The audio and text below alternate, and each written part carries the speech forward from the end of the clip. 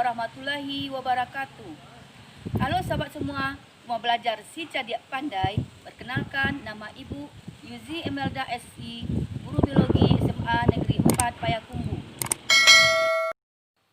Assalamualaikum warahmatullahi wabarakatuh.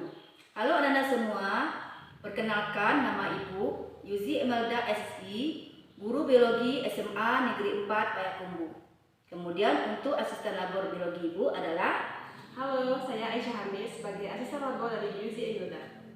Nah, untuk pertemuan kita kali ini, kita akan laksanakan praktikum respirasi pada serangga. Untuk serangganya kita gunakan adalah belalang yang ada ukuran besar dan belalang yang ukuran kecil. Adapun tujuan praktikum kita kali ini adalah untuk menganalisis faktor-faktor apa saja yang mempengaruhi kecepatan respirasi pada serangga. Nah, kita mulai untuk alat dan bahannya. Untuk alatnya, yang pertama kristal KOH. Kemudian yang kedua adalah stopwatch. Yang ketiga adalah tabung respirometer. Kemudian yang keempat eosin. Yang kelima adalah vaselin. Yang keenam adalah timbangan digital atau neraca analog kalau tidak ada. Kemudian yang bahannya, yang utama adalah belalang ukuran besar dan belalang ukuran kecil. Kalau tidak ada belalang boleh diganti dengan jangkrik atau yang lainnya seperti capung atau kecoa. Kemudian alat selanjutnya adalah, ini bahannya kertas tisu atau kalau tidak ada bisa diganti dengan kapas. Ya, kemudian pipet tetes dan kemudian penjepit. Nah, kita mulai dari untuk cara kerja yang pertama. Yang pertama kita lakukan adalah kita ambil kristal KOH secukupnya, kemudian kita bungkus dengan kertas tisu atau bisa juga kita ganti dengan kapas. Kemudian kita masukkan ke dalam tabung respirometernya. Nah, setelah itu kita ambil hewan yang kita gunakan, yaitu belalang. Belalang ukuran kecil. Sebelum kita masukkan, kita timbang dulu berapa berat belalang tadi. Kemudian kita masukkan ke dalam tabung respirometer. Nah, setelah itu kita tutup dengan pipa berskala yang ada pada tabung respirometer. Untuk supaya udara tidak keluar masuk, maka kita gunakan vaselin untuk menutup corong tadi. Corong pipa berskala kita tutup dengan vaselin supaya udara tidak keluar masuk. Kemudian kita letakkan tabung tadi pada respirometer secara mendatar. Setelah itu kita ambil eosin dengan menggunakan pipet tetes. Dengan menggunakan pipet tetes sekitar 1 tetes saja. Kemudian kita masukkan ke dalam tabung respirometer pada skala, kita letakkan pada skala 0. Pada skala 0, dah.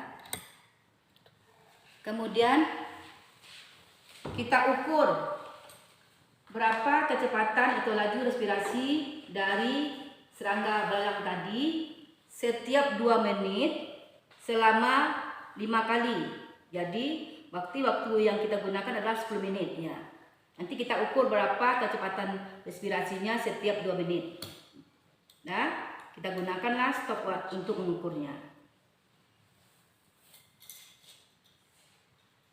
Gitu juga untuk yang serangga ukuran besar juga kita lakukan seperti itu. Nah, ini yang untuk serangga ukuran besar juga kita ukur berapa kecepatan respirasinya. Nah, kemudian kita masukkan nanti datanya ke dalam tabel. tabel pengamatan. Ini tabel pengamatannya. Kita masukkan dalam tabel pengamatan nih. Nah, kita isi nanti setiap 2 menit. Kita ukur nanti bagaimana untuk laju respirasinya.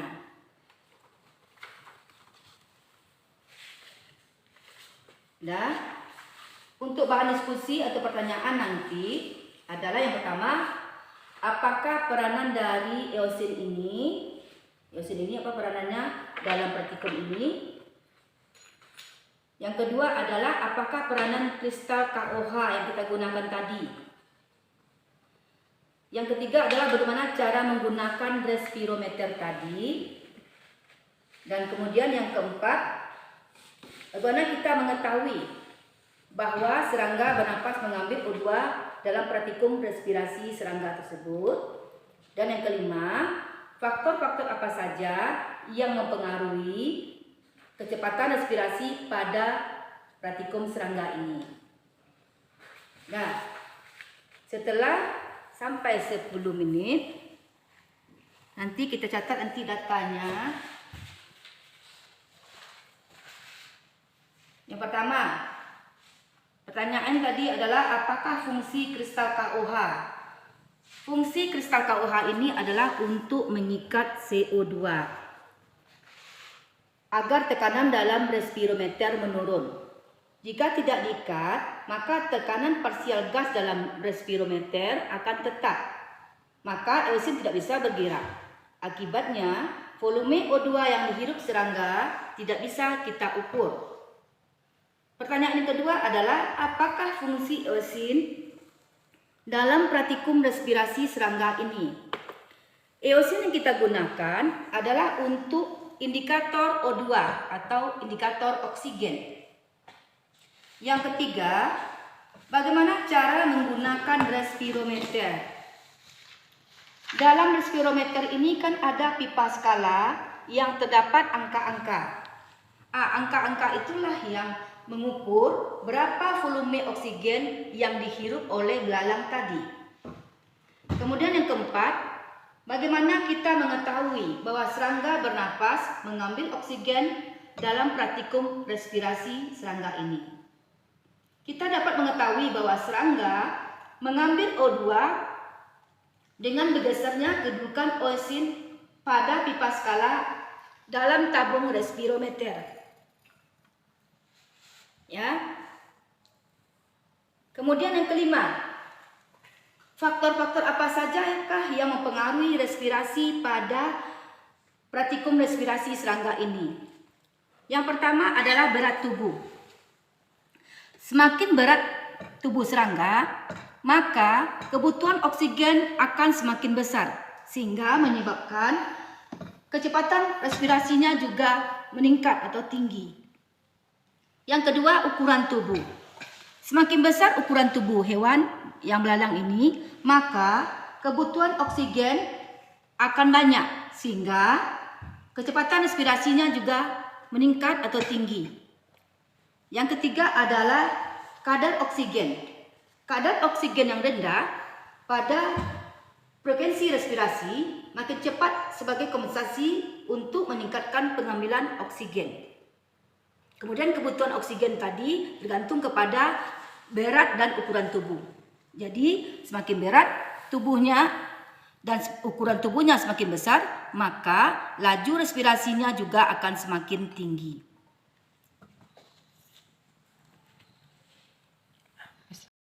Jadi kesimpulan praktikum respirasi serangga kita pada hari ini, yang pertama adalah faktor-faktor apa sajakah yang mempengaruhi kecepatan respirasi pada hewan serangga? Tepatnya kita gunakan sekarang adalah belalang.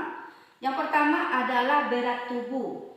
Semakin berat tubuh serangga, maka kebutuhan oksigen akan semakin besar. Sehingga laju respirasinya juga akan meningkat atau tinggi. Kemudian yang kedua, ukuran tubuh. Semakin besar ukuran tubuh serangga, maka kebutuhan oksigennya juga akan makin besar, sehingga laju respirasinya juga akan meningkat. Yang ketiga adalah kadar oksigen. Kadar oksigen yang rendah, maka frekuensi respirasi makin cepat, sebagai kompensasi untuk meningkatkan pengambilan oksigen. Demikianlah praktikum respirasi kita pada hari ini. Akhir kata, Ibu ucapkan Assalamualaikum warahmatullahi wabarakatuh. Salam biologi. Semoga video praktikum respirasi serangga ini bermanfaat. Jangan lupa like dan subscribe ya, supaya kamu tidak ketinggalan update video terbaru dari channel ini. Terima kasih. Assalamualaikum warahmatullahi wabarakatuh.